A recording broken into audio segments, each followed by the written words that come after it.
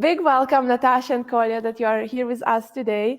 I'm joining from Interlaken and in Switzerland, and you are from the UK and Germany. You can share with us shortly where you are right now.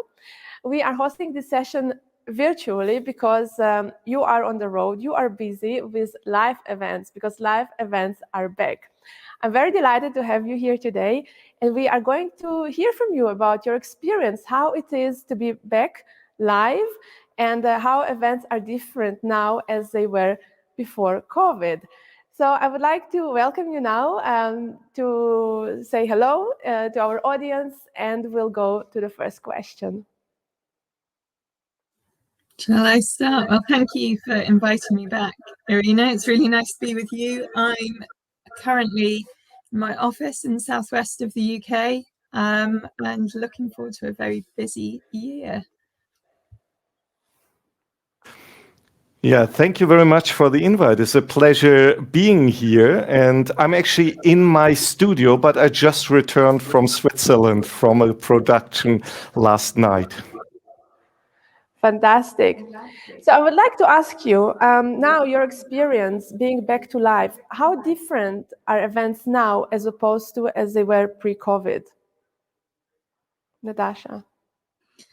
Well, I'm finding it quite interesting. As you know, I work across corporate and the sort of outdoor events sector.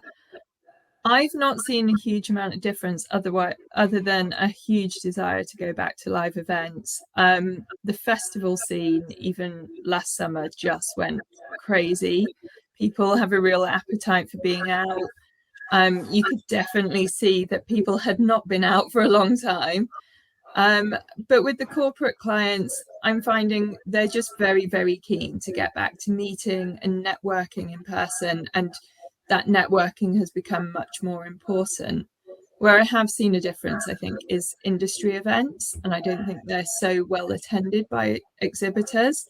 I've not had an exhibition myself, so I don't know whether that reflects across the whole sector, but I think we as event professionals are demanding something more, and I was quite disappointed to not see so many exhibitors and venues, etc. when I went to recently to Convex. It seemed quite quiet. Thank you. And how about you, Colja? What difference do you see right now? It actually seems a lot different to us what's happening right now. For some events, it always seems that we're still in a learning mode. So lots of our guests that we invite, usually to corporate events, seem to be still in a Zoom mode. So they need to be in Zoom conference calls all the time, even though they are at a live event. And it seems like that, like Natasha stated, the networking is extremely important. So we need to make sure as events planners that we give ample time for the people that are coming together now after 2 years, maybe the first time they just want to network. So don't worry about putting too much stuff up on stage, because people want to get together, and do not be afraid to give them ample time to spend together, because otherwise your audience is going to be in front of your venue networking while you are preparing all kinds of stuff up or stage. Absolutely. I also have this sentiment because from my experience, a lot of knowledge can be obtained online. And for example, our session today, it's very educational, sharing learnings. And that can be also seen by many event professionals virtually. And then when they meet you or me, we can definitely take this time to network and catch up on things that we lost in the past 2 years. And Natasha, talking about the regulations in the UK, can you tell us about what's there right now? There are no regulations. It is almost as if COVID never existed. There are no regulations in the UK. Mask wearing has become very much just personal choice. I think things are going to change a little bit more because we've just ended free testing in the UK, or free lateral flow tests. So I organised an event last month. It was for the film industry. They're very much in strict COVID regulations still, because obviously the amount of money that can be lost by a film having to pause production is huge. So we had testing and everyone had to show a negative lateral flow test on the door. But I think the fact we cannot access those tests for free anymore might change that quite significantly. I don't have any clients going forward talking about any sort of testing or any sort of regulations.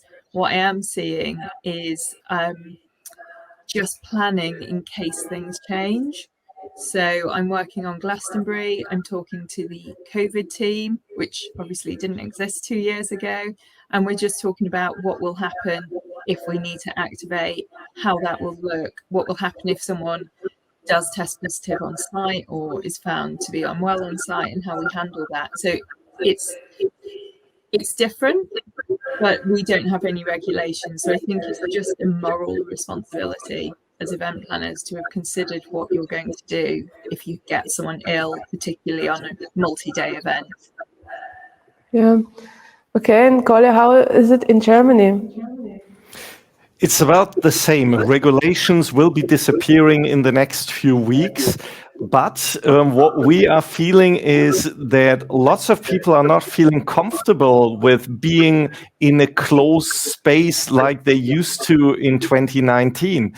So we still keep the hygiene standards up and give people lots of more room in the venues so that they can more easily get around, keep a certain distance if they wish, and also don't have to be squashed together in a certain area. And we do feel that there are a few differences. Even though we have an extreme focus on sustainability, we just experience, and I'm not sure if it's the same in the UK, that lots of people take a private transportation to take their personal car coming to an event. Even for distances they usually would have taken public transportation or even planes. So people are driving all through Europe to attend events, it seems like. So we have to offer ample space for parking, and this is new. So what other tips would you give a company returning to live events? I think with all my clients, we're talking about whether we do hybrid and what the backup plan is should anything change. I think what we're seeing in reality is people don't really want to do hybrid events. And we've talked about this before. It's more hybrid event programs over the course of a year. So these short sort of catch-up informative events. I work with a members association. They are doing quarterly online webinars and then supplementing it with 2 live events alongside that. But none of those events are hybrid in any way. They did just have a hybrid conference, but the take-up is not so good, and people are wanting to return to that live environment. And I thought it was interesting in Europe, they still want lots of space. We thought that last month, and everyone just sat together in one big group. So yeah, in terms of thinking, I think it's just how we've been over the past 2 years. What will we do if regulations change? How will we implement that?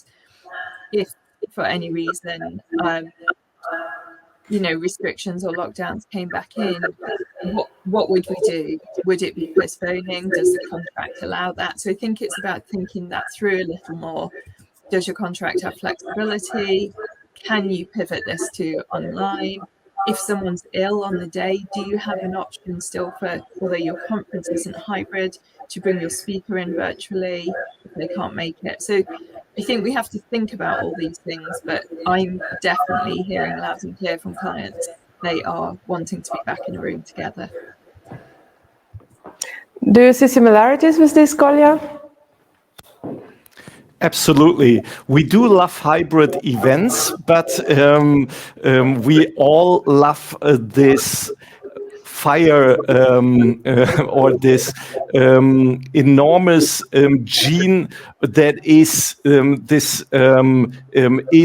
bringing us back to the campfire. So this campfire gene that ever since the beginning of mankind is drawing us together to meet the people we have been missing. The social batteries are so drained right now, so it's driving us live. So therefore we believe hybrid is not an event format, but all our lives are becoming hybrid. So I myself am adapting a hybrid lifestyle. So therefore we have to deliver an entire hybrid event strategy over the years. So this can be a combination between digital and live events, because digital is here to stay. And this combination then will have definitely pure live events that people either go there and that will on purposely will not be shared and broadcasted. So having a clear value to everyone who gets in their car to come to the event. And with the events back to live, suppliers are very busy. Venues are fully booked. How your supplier network has changed? And what do you do if your preferred supplier is booked already? I think I've mentioned this to you before. We're having huge problems in the UK with suppliers, particularly in the summer. I mainly work on outdoor events and festivals, and if you haven't ordered, you haven't got a chance. Particularly combining, we've this year got the Queen's Jubilee, so we've got an extra long bank holiday weekend. I have an event over that time, and we are really, really struggling. And I think suppliers, they don't need to do any favors. They can charge the prices they need to charge. Everything is going through the roof. They can turn things down, and they are also turning things down because we simply don't have the people. We've got this combination of people having left the industry because over the last 2 years they needed to work. It's a real freelance. We all use freelancers. We know that. Those freelancers have realised they can earn the same money in some cases doing a 9-to-5 job, and it's really, really difficult. We're just having trouble staffing events. So what we're having to do is reach out to new suppliers, and I think it's exciting in some ways because it adds an element of competition, but there's also that element of panic because you simply can't get something that you need. But that's where we have to be innovative, be creative, and come up with new solutions. So you can't get that structure. What other structure can you get? Or maybe all the hotels are booked. Can you go to a conference centre? Can you look at a different type of venue? So we are having to think outside the box a little bit, but it's I think everyone's just happy to be back as well. So it's good. And do you see similarities, Colja? Absolutely. I believe there are several drivers to the situation right now. The first driver is that the event year of a technical 12 months now comes down to probably 6 months. No one knows what's going to happen in the winter again. So now all the events we used to spread out over 12 months are coming into 6 months. So we have an extreme higher demand. The second point is that many companies have left the industry. So over the last 2 years, lots of suppliers have been starting doing something else. So you have in a less time, less suppliers helping you with the products. Then we are still in this position that probably 50% of the workforce left our industry worldwide. So the people are not there anymore.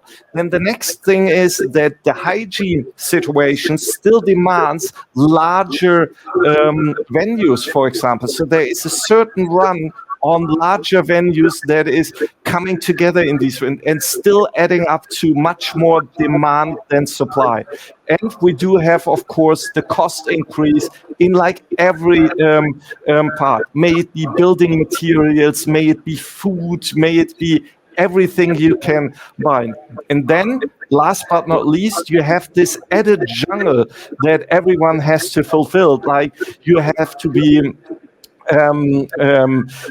GDPR compliant, and you have to be audited. You have to have a quality management system in place and have this audited. You have to have a sustainability management system in place and have this audited, and so on and so on. You have to invest in cybersecurity in this entire digital transformation, and this is driving prices and budgets up.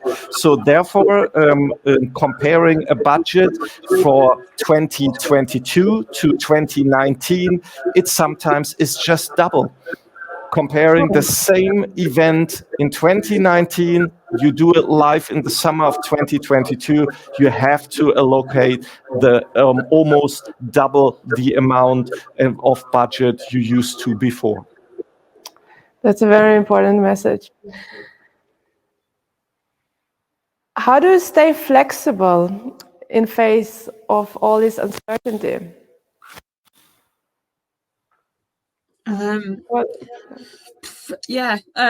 think it's just going back to, we are by our nature quite adaptable. We're flexible. We respond to last minute demands. We've all had the client that totally changes their mind the night before on how they want something to look. And, it's in our nature to do that. And I think what has happened over the last 2 years is we've become much better at adapting from a live in-person event situation to a digital situation. And I think as long as you always have an open mind and have those backup plans and you're thinking all the time, okay, if X happens, what will I do? If Y happens, what will I do? As long as you've got all those scenarios and you make sure you're equipped to deal with that, then I think that's all you can do.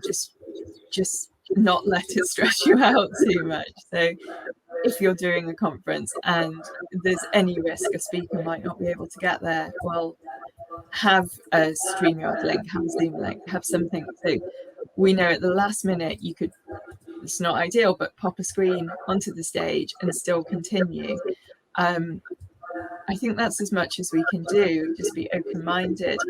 But I think there's also some considerations. I don't know if this is really relevant, but I've heard of some people using COVID as an excuse when they suddenly can't attend an event at the last minute to get refunds and stuff. So I think there's also a slight clampdown here in the UK at the moment of being a little bit less flexible as hosts of events than we might have been a year ago, because you can't plan, you can't budget if things are constantly changing.